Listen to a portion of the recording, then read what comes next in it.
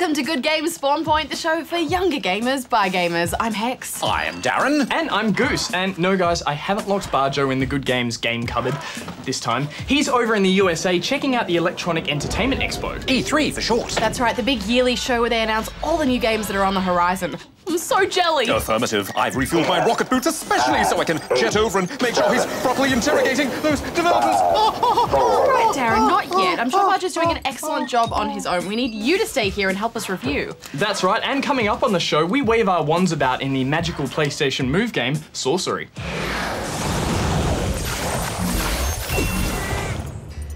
Plus, the time-travelling Time Lord is back in Doctor Who: The Eternity Clock. The humans will be upgraded. Exterminate! Oh, that's pretty good, Darren. Oh, thank you, Goose. I use it regularly on the noobs. Oh, and Darren, do you have another data dump for us this week? Affirmative! It'll be good to jettison a bit of extra weight before I take off to the sunny skies. Well, we don't want to interrupt your carefully planned flight schedule, Darren, so let's get on with the show. Affirmative! No one touched the TARDIS. What TARDIS? In Doctor Who: The Eternity Clock, one or two players take control of the famous time traveller and his sidekick River Song to face off against some of the Doctor's most famous enemies. This dynamic duo must stride and sneak through scary places, outwitting monsters and solving puzzles along the way. The graphics may be 3D, but the action is strictly 2D. In this respect, the game feels quite literally like a journey back in time, back to the primitive era of the 1980s. Yeah, overall the game just felt a bit wrong. I mean, 2.5D can be used pretty well. A good example would be the recent Tintin game. But here it's just really a gimmick. You just never feel like you're interacting with the world properly. It's ridiculous that at some points you have to clamber over a huge pile of crates when you can clearly see you could just walk around them. Beyond their simple movement controls, both heroes have access to their famous gadgets. The Doctor has his sonic screwdriver and River has her blaster. To interact with the environment, you simply rotate the right thumbstick. Objects you can manipulate are highlighted in green. Puzzles litter your path. These are relatively straightforward, requiring elementary pattern recognition. For instance, when picking locks, you must manipulate one of the controller knobs to match the pitch and wavelength of the sound wave on the screen. Yeah, those puzzles were kind of clever, but some of the other ones made way less sense. Like those control panels where you had to turn on and off all these fuses to make a set of light bulbs turn green. Even though I did eventually get through those puzzles, I could not for the life of me tell you how I did it. Yeah, it's pretty clumsy, isn't it? And those domino hacking puzzles were pretty weak. But what irked me the most was the stickiness of the controls. I mean, sometimes pushing the right button wasn't enough to get the Doctor or River to do what you wanted them to do. They'd refuse to drop down from a pipe or freeze in place when you were trying to give one character a leg up. They really like grabbing invisible ladder rungs, and their feet were never really touching the floor, so you can tell this engine is just as rough as guts. Human guts or robot guts? Robot guts. They're rougher as steel and... Yeah, affirmative. And don't forget the time limits. Ugh. Time limits, they're just the cheapest game design trick in the book, aren't they? I mean, dying 10 times in a row makes you angry, and it makes the game more intense, sure, but it doesn't make it any more fun. There was this one bit where Doctor and River had to dash through a puzzle platforming obstacle course with Cybermen clanking after them. But since the clock doesn't stop when you're solving a puzzle, every tiny little stuff up just made it that little bit harder to win. And those promised time travel puzzles turned out to be nothing more than split-screen crate pushing. And thanks to a glitchy engine, we had to quit and restart numerous times, so we lost a lot of progress that way. Yeah, and those stealth sections were just trial and error. Most of the guards can see further than you, so you're spotted before you can even see them. I can see you. There are unlockable hats to collect, but you can't actually wear any of them. I would have liked to have seen the Doctor sporting a spiffy unit beret, but it was not to be. Guys, this game makes me sad for so many reasons. I mean, it's Doctor Who. He can literally go anywhere in space and time. This game could be about anything. Instead, we get crates.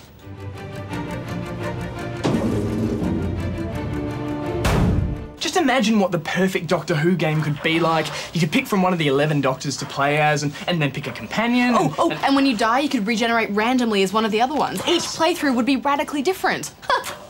Oh, and it would have to have K9, mistress. Affirmative. We could sit here all day just wondering what the perfect Doctor Who game would be like, but alas, we have to review this one. Final thoughts, Goose? Well, dud controls, dud puzzles, dud engine. I'm giving it 2 rubber chickens.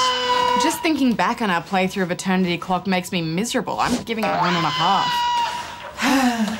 Oh, cheer up. Would you like a jelly baby? Oh, hey, Thanks, Darren. Yeah, thanks, Darren. Don't mind if I do. Ow. Well, I have to read the news, so... The news. The news.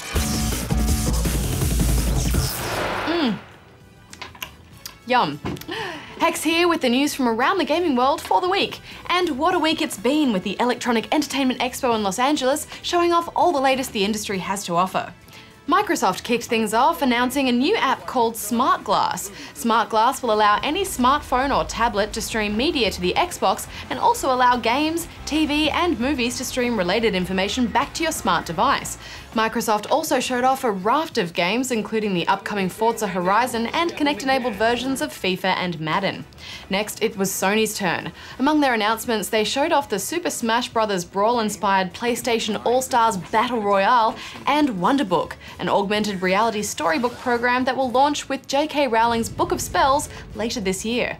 Nintendo was up last and clearly focused on their upcoming Wii U console. Several titles were announced for the new console, including Pikmin 3, New Super Mario Bros., Lego City Undercover, and Nintendo Land, a free collection of games included with the console. It was also announced that the Wii U could now support 2 of the new gamepad controllers, and a holiday launch for 2012 has been confirmed. Turns out it was in the input, not the output. Didn't know what he was doing. Okay, you guys didn't break anything while I was gone, did you? Negative. We were just chatting. Goose, are you enjoying being in Barjo's warm chair? Yeah, it's quite nice, actually. Because you're doing an impressive job, emulating Barjo's role on the show. Darren, are you being nice, or are you just trying to do a slick segue into your data dump? Slick segue. Welcome to Darren's Data Dump, the segment where I dump valuable gaming info directly into your brains.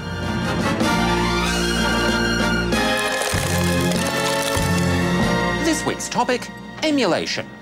Emulation is the process of using software to recreate the inner workings of one computer or game console on a completely different computer or game console. For instance, when you play an old Xbox One game on the Xbox 360, your console runs a special emulation program to simulate the innards of the older system.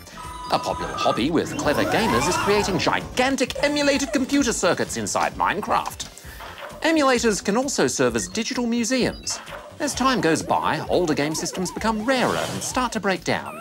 Thanks to emulation, we can keep the games of yesterday alive for the gamers of tomorrow.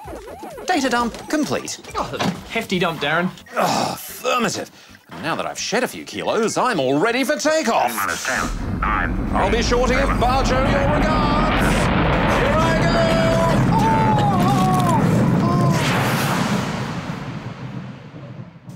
Whoa, those rocket boots are pretty hot. What do we do now, Hex? Well, it's time to test your knowledge of the Ask Good Game desk. Oh, I don't think I'm ready for that. Oh, come on, you'll be fine. No, I'm staying here. No, you have to do it, Goose. No. I'm not doing it by myself. No, Goose, no, I want to stay. I want to stay. Just being a baby. No, the chair.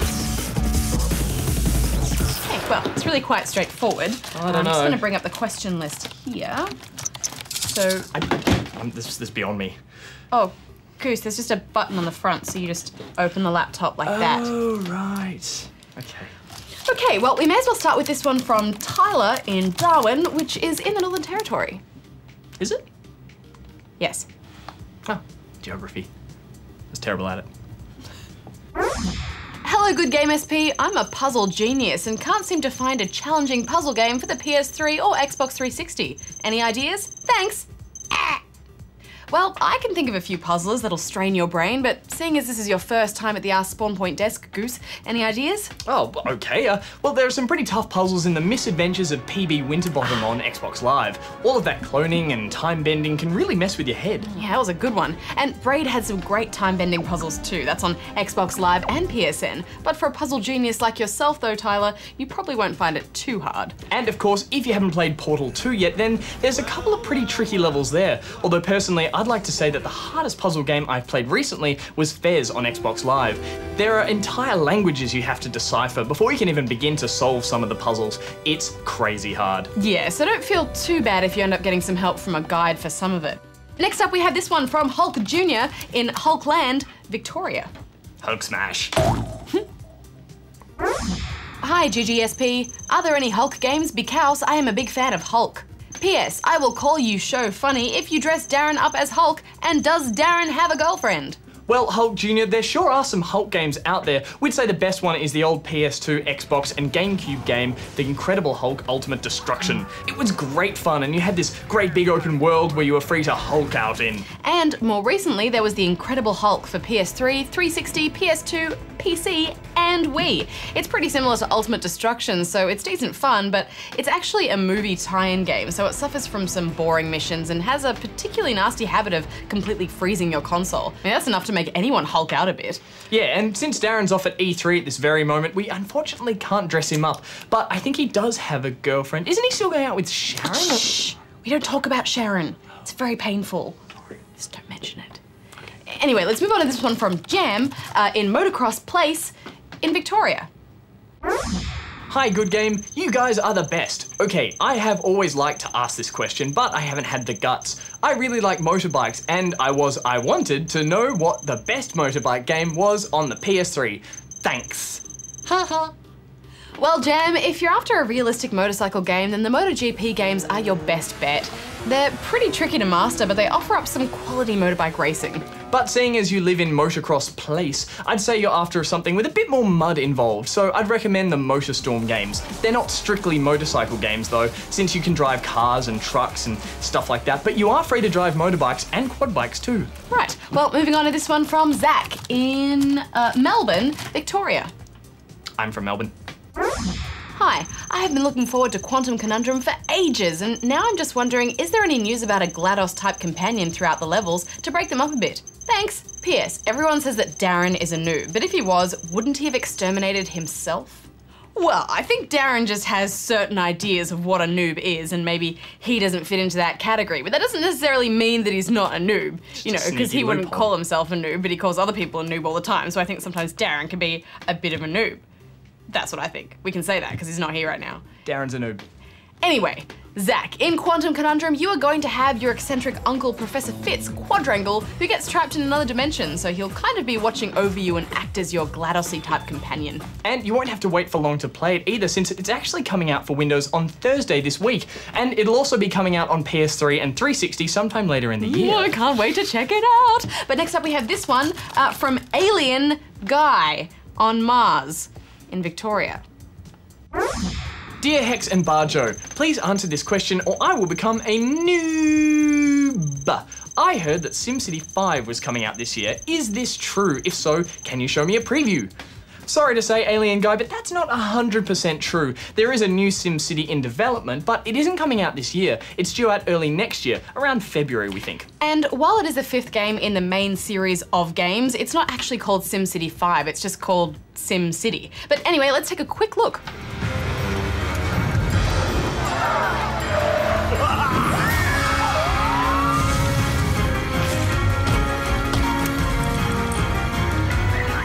Looks pretty good, but we'll see. But let's move on to this one now from Jamie Lee, who's in Hervey Bay, Queensland. It's pronounced Harvey Bay. But why is it spelled Hervey Bay? The H is silent. But then that would be Hervey Bay. That's also wrong. Dear Good Game, can you get Plants vs Zombies on any game console? If so, what ones? P.S. This question is for you, Hex. Please answer. Rink. Well, Jamie Lee, Plants vs Zombies is actually out on just about everything there is, with versions for 360, PS3, DS, iPhone, Android, Vita, Windows, and Macs. And just about the only console it's not on is the Wii. Shh. This is my question, remember? It's directed at me, so just pipe down for a second. Carry on. But yeah, sorry, Wii owners.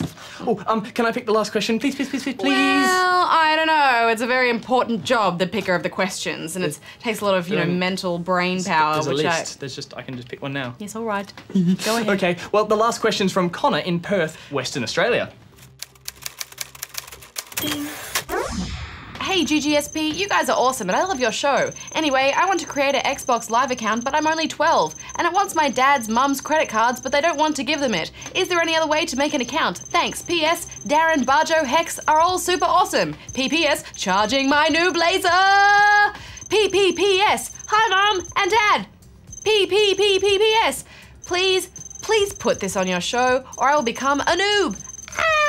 Aw, thanks. Connor. There sure is another way, Connor. If they're a bit worried about giving away their credit card information, then they could just buy an Xbox Live subscription card from most game shops. Yeah, and that way you just have to enter a special code from the card and you'll get access to Xbox Live with no credit card required.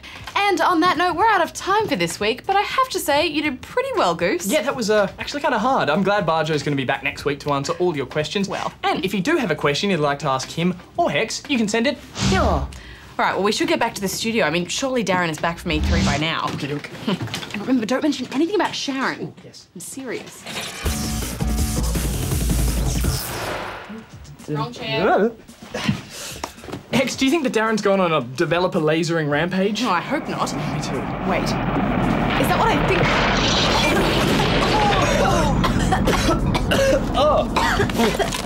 Oh, Darren, can't you just use the door instead of bursting through the roof?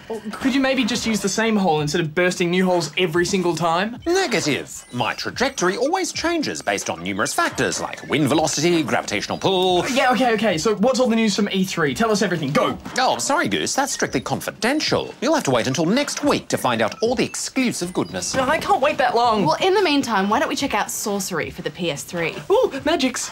Good distraction, Hex. Thank you.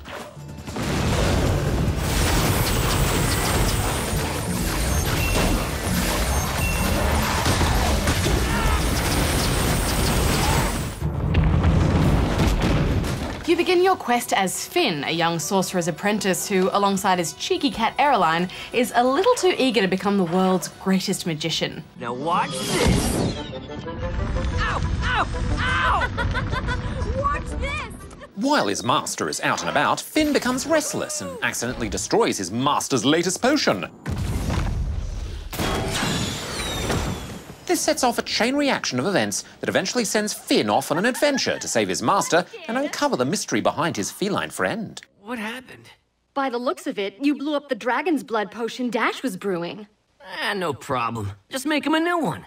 Not without grave dust you won't. As you delve deeper into the story, you'll travel to some amazing locations, such as the dark dungeons of Loch Barrow, the eerily beautiful fairy forests, and the upside-down world of the Endless Stairs. This is crazy. We don't even know which way we're headed. Right now, I'd say we're headed up. Correction, down. And each of these locations is full of colour and mystique. Yeah, it is a great looking game. The art style really reminded me of the Fable games, and the whole world is kind of drenched in that Celtic feel, which I really loved. There are lots of old ruins you'll have to move aside or mend, astrological puzzles to solve, All we need to do now is return them to their proper alignment. and even the odd bit of river dance music.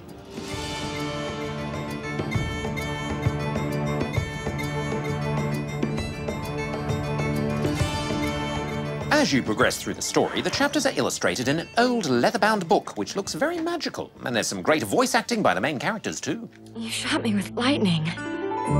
In the face. Well, yeah, I'm sorry about that, but you were kind of being all super evil and stuff. Yeah, and as the story goes on, it does get very emotional. I knew this because of how much yelling there was. You stole her! You stole my daughter from me! No! He didn't steal me! Dash didn't steal me! They were protecting me! Before you set off on your grand adventure, however, you need to learn how to defend yourself, and this means mastering your wand technique. Using the move controller, your primary attack is the Arcane Bolt, and this can be achieved with a simple flick of the wrist. You can also curve your shots around obstacles by curling your wrist and send a sneaky sideways bolt at an enemy behind cover. And for the most part, I found these controls very intuitive and were actually a lot of fun. Yeah, the move does a great job of accurately tracking where you want to send each one of your bolts. Plus, it's great that the move actually feels like you're holding a wand, and it makes that amazing zap noise every time you fire it off. I did spend a bit too long at the start turning sheep into pigs, though. Whoa! Oh, and rats. Can never have too many rats. Dash will be thrilled that you've taken care of his sheep problem. Aside from this standard attack, which you'll need to rely on often, you'll also discover different spell nexuses scattered throughout the game. Activating these grant Finn with new abilities to control the elements like fire, wind, earth, and lightning.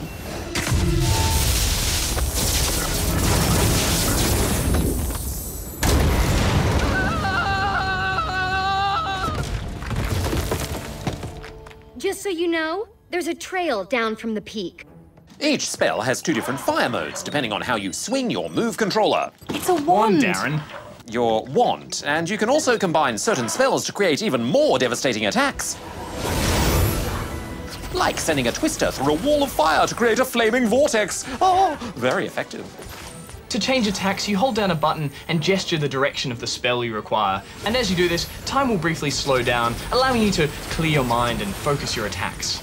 And this comes in pretty handy because you'll have to do some serious spell management later on. I absolutely loved the combat here, guys, which is lucky because aside from the odd puzzle or two, it makes up the majority of the game. Some enemies you'll face are immune to particular attacks, so you'll have to work out the best combinations of spells to do the most damage, especially when the game starts throwing a whole heap of enemies at you at once.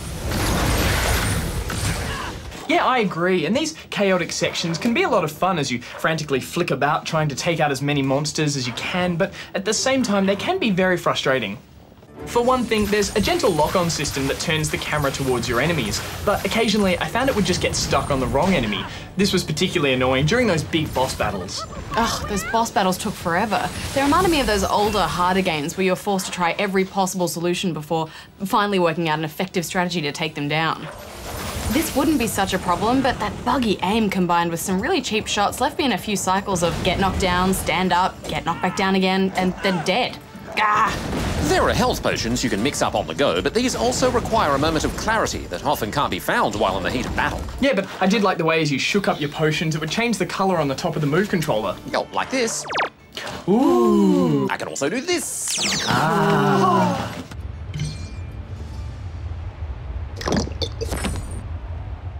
Aside from health elixirs, you can concoct other potions by experimenting with ingredients found or purchased along the way. Hex, I know you like a good old bit of alchemy.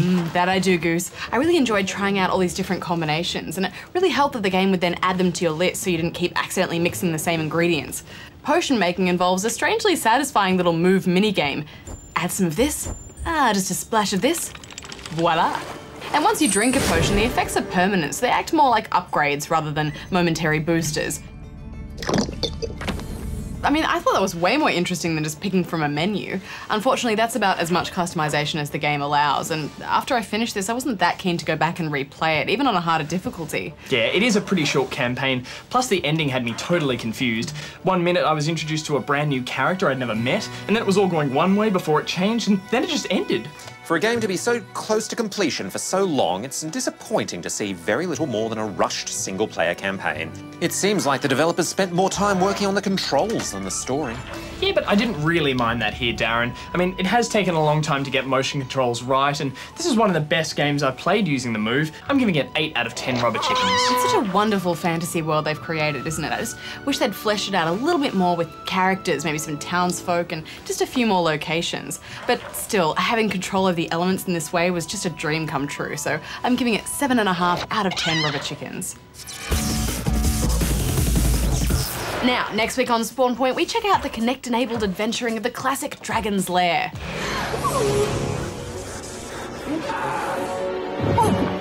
And of course, Barjo will be back with a big exciting story on his adventures at E3. Our adventures, Hex. All right. I can't wait to hear what you guys have been up to. Hey, can't we just turn him off and listen over his memory banks? Oh, that's a great idea. Negative. There's a strict embargo on all the information. It's totally working. What's he saying? Oh, he's talking to Barjo. Okay. There's new games. What? He lasered Peter Molyneux. No. Oh, fascinating.